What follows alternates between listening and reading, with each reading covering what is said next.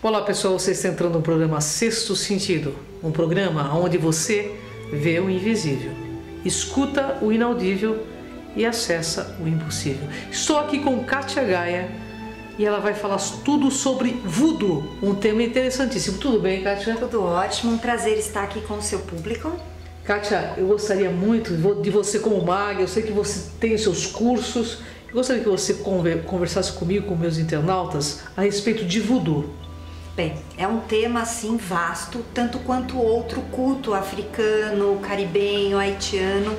E o voodoo ele vem realmente do Haiti, é a sua origem. Mas ele está muito ligado a algumas regras, ou podemos dizer, a forma de realizá-lo também com o culto africano, que é conhecido aqui no Brasil como candomblé. Tem muitas afinidades à sua prática, tá? Mas o voodoo em si, ele é uma religião, onde também existe um sacerdote, e esse sacerdote, ele tem ali na mão dele a condição de fazer encantamentos, feitiços, trabalhos, a escrita mágica, tudo para o bem ou a ausência do bem, que é o mal, porque todas as religiões têm o seu lado iluminado e existe a sua regra de proteção e defesa. Então muitas pessoas ouvem falar do voodoo como algo muito negativo, não é? Exatamente. Eu gostaria de dizer que não. O voodoo, ele é muito importante na área da cura, na questão de autocura, porque o trabalho deles é muito forte. Eles manipulam elementos muito interessantes, Cris, e entre eles o que todo mundo fala, que você já me fez nos bastidores a pergunta, que são os bonequinhos. Certo. Esses bonequinhos que a gente, inclusive, assiste em filmes de terror, que o cara pega o bonequinho, espeta o bonequinho e a pessoa sente, isto é verdade ou é mistificação dos fatos? Olha, o Papa, que é o sacerdote, ele tem uma grande força porque eles acreditam nos antepassados. Então aquele Papa, ele já foi um dia também sacerdote. Então a cada reencarnação dele, ele se torna cada vez mais forte. E ele se recolhe muito dentro do convívio espiritual e ele adquire mesmo esta fonte absurda de energia. E ao trabalhar com os grigris, que o nome dos bonequinhos são grigris, existe sim o feitiço negativo, e também os bonequinhos são utilizados para cura. Então eles vão colocar ali dentro daqueles bonequinhos ervas, o testemunho da pessoa, uma foto, o problema que aquela pessoa tem no seu corpo físico, e eles auxiliam. Então quando você pesquisa sobre isto, e as pessoas precisam ver tanto por vídeo ou na fonte que nós temos na escrita, tem curas comprovadas pelo voduísmo. Certo. Mas assim, eu fiz uma pergunta e eu gostaria que você respondesse isso para o nosso internauta. Tem um efeito negativo também? Tem. Que o cara pega lá a agulha e espeta o boneco. Perfeito. Isso é real? É real. A pessoa que está, no caso, feito o bonequinho dela, ela sente esse problema ou não? Sente o problema.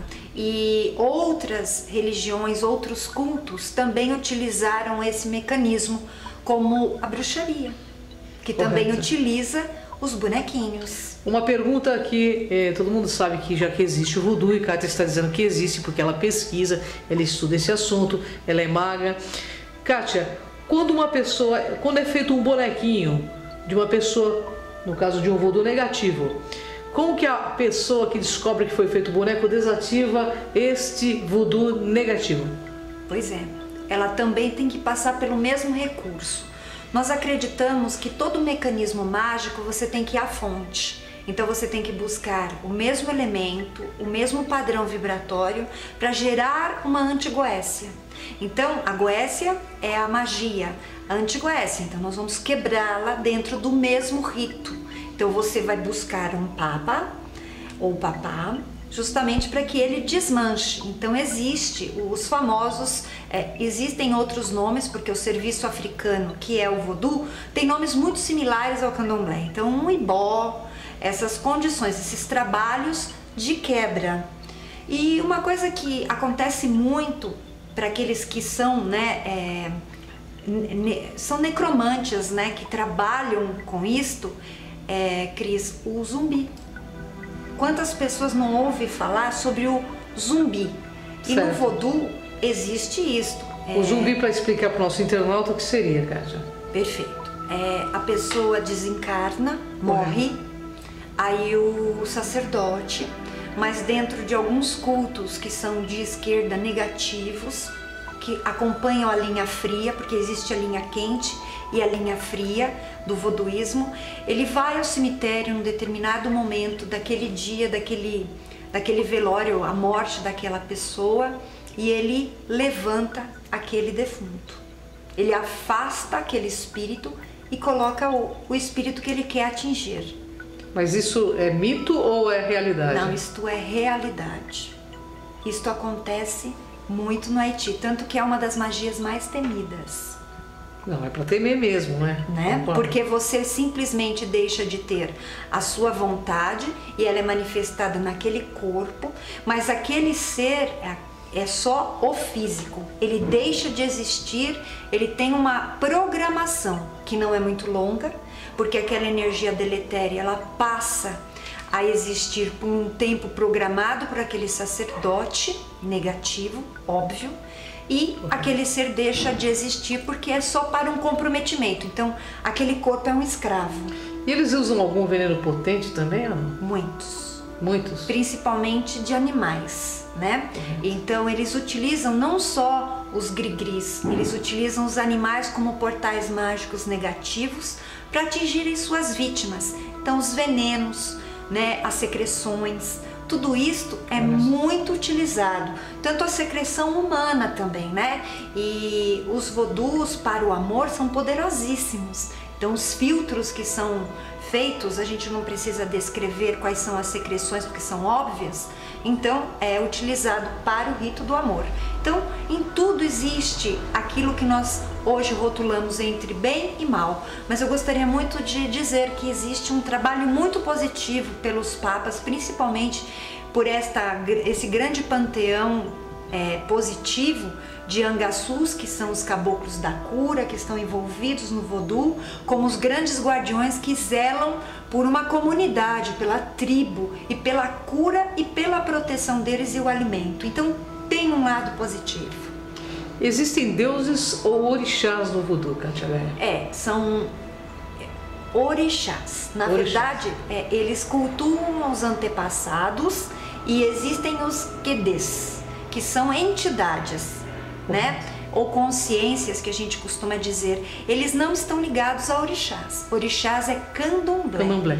Uma pergunta, Kátia Gaia, que eu acho que o internauta é bem pertinente, todo mundo vai querer saber.